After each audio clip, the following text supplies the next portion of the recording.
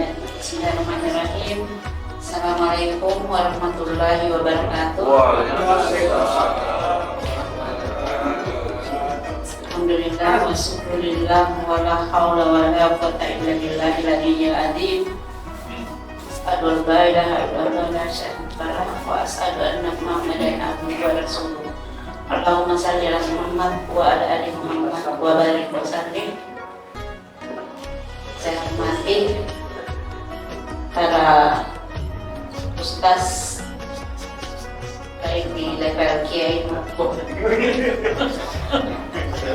yang masih ustaz dan juga ustazah. Saya hormati semua yang jamaah zuhur yang berbahagia pada hari ini. Syukur alhamdulillah, kita panjatkan puji dan syukur kehadirat Allah Subhanahu wa taala. Oleh karena pada kesempatan ini kita berkumpul setelah berkumpul dalam menjalankan kewajiban kita sebagai umat hamba Allah dalam sholat duhur dan dilanjutkan dengan kutub. Dan insya Allah kita semua mendapatkan kebahagiaan dunia dan akhirat. Kita juga selalu mengirimkan shalawat kepada baginda Nabiullah besar kita Muhammad SAW. Allahumma sholli ala Muhammad wa alihi wasallim. Kesempatan kali ini saya akan membawakan tema tentang dasarnya shalawat Nabi. Jadi kalau kita selalu banyak membaca shalawat Nabi dalam kehidupan keseharian kita, maka insya Allah kita akan mendapatkan syafaat di yaumil akhir. Amin. Insya Allah Rasulullah akan datang menjemput kita ketika kita dalam kesempitan dan mengatakan, janganlah kamu takut, saya ada di depanmu untuk memberikan syafaat. Amin. Amin. Begitu banyak manfaat dari membaca salawat. Kalau yang saya biasa dengar itu apakah lewat ceramah ustaz atau kiai itu bahwa kategori dalam membaca salawat itu dalam kategori banyak, dan dalam kategori banyak adalah 300 kali dalam sehari. Salawat kategori banyak, memperbanyak, dan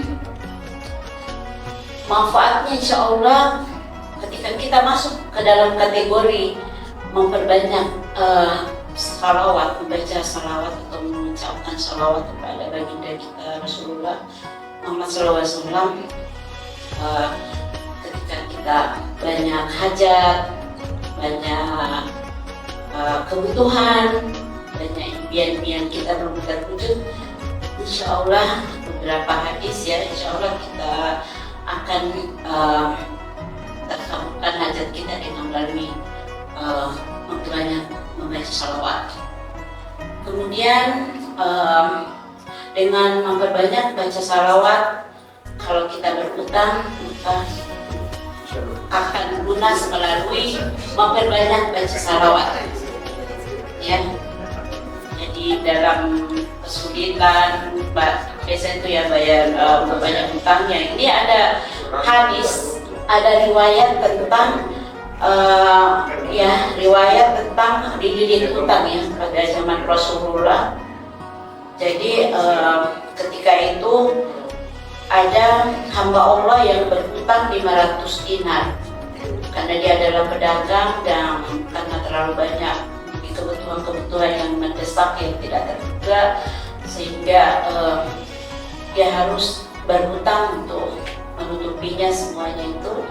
Jadi dia berhutang 500 dinar dan dia akan berjanji membayarnya pada waktu tertentu ya. Jadi dalam hal cerita ini hanya bersingkat karena waktu. 500 dinar, kemudian sampailah pada saatnya janjinya itu dia tidak membayar, dia tidak mempunyai sesen pun uang untuk menutupi atau melunasi utangnya itu. Kemudian ditagilah, kenapa kau belum datang bayar hari ini, jatuh tempo. Dia katakan Mbak Ola itu ya sadar bahwa saya tidak punya uang, ya saya mau diapakan pun saya sudah terserah. Akhirnya kalau begitu saya bawa kamu ke hakim atau pengadilan ya, untuk kamu mempertanggungjawabkan janjimu itu. Ini janji ya, janji bayar utang. Dia bilang oke, silakan. Akhirnya keputusan hakim mengatakan Anda itu harus dipenjara karena sudah lalai dalam dalam menunaikan janjinya. Ya terserah, tidak apa-apa. Tetapi hanya ada satu permintaan saya sebelum saya di penjara. Dia bilang, apa permintaanmu? Dia bilang, tolong diberikan waktu saya 1 hari untuk menyampaikan kepada istri dan anakku bahwa saya mau di penjara karena saya tidak mau bayar utang. Dia bilang, hakim, tidak bisa. Apa dasarnya kamu mau? Siapa yang menjamin kamu sehingga kamu mau minta izin itu ya? Apa jaminannya? Dia bilang, ya saya tidak punya jaminan apa-apa. Siapa saya? Saya orang miskin gitu. Akhirnya jadi bagaimana? Jadi ya singkat cerita ya, kalau begitu biarlah saya jaminkan diri kepada Rasulullah SAW. Kalau saya tidak kembali besok pagi-pagi buta saya tidak kembali, maka saya bersumpah, saya berjanji akan tidak akan mendapatkan syafaat oleh Rasulullah di hari kemudian. Jadi itu jaminan saya. Ketika disebutkan janji itu, ya jaminan yang berhutang itu kepada hakim, langsung hakimnya itu bergetar, langsung ditunaikan janji keperluannya tadi untuk bertemu gitu ya. Akhirnya kembalilah kepada keluarganya bahwa saya sebenarnya itu sudah harus dipenjara, tapi karena ada jaminanku itu Rasulullah, kemudian saya diperbolehkan untuk kembali dan besok saya harus kembali untuk penjara. Dia katakan begitu sama istrinya dan anaknya. Kemudian istrinya bilang, kalau begitu kita perbanyak saja sholawat. Jadi mulai sejak itu yang menyampaikan bahwa saya akan dipenjara, dia sudah ini siap-siap untuk baca sholawat sebanyak-banyaknya dengan suami dan istrinya sampai begitu dia tertidur. Kemudian si suami ini yang punya utang bermimpi ketemu Rasulullah, dan ada hadis yang mengatakan bahwa kalau kamu bermimpi bertemu dengan saya atau Rasulullah maksud saya, maka itu sebenarnya adalah saya, karena setan itu dia tidak akan mampu menyerupai diriku. Jadi kemudian bermimpi ini dengan Rasulullah, dia yang punya utang. Kemudian Rasulullah mengatakan, wahai si bulan kamu, besok kamu ke gubernur menyampaikan salamku kepada Pak Gubernur bahwasanya kamu bertemu dengan saya. Pak Gubernur itu semalam gelisah, dia itu setiap harinya baca 1000 salawat kepada saya, tapi dia gelisah karena apakah salawatnya sudah cukup 1000 atau tidak, sehingga dia gelisah apa salawat, karena dia istiqomah selalu membaca 1000.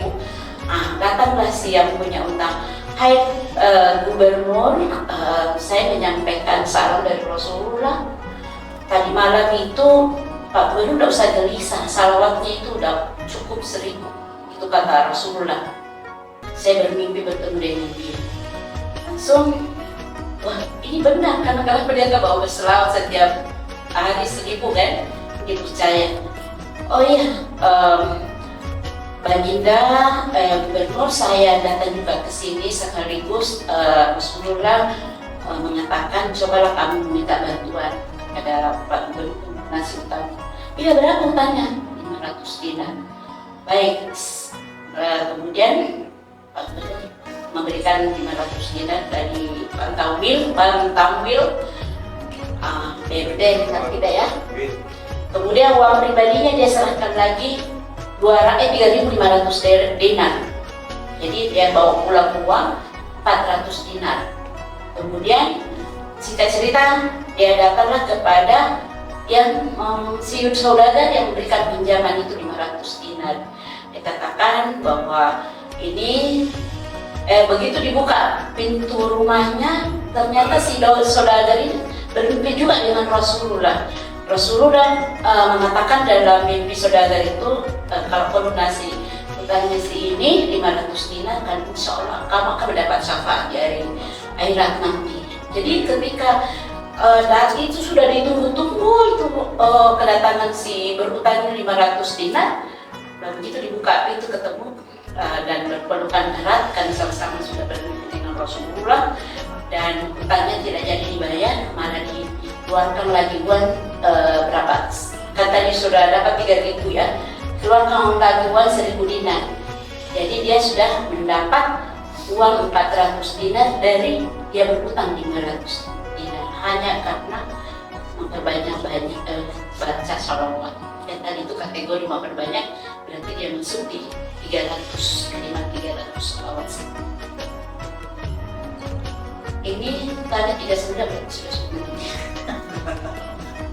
10. Ya sedikit lagi.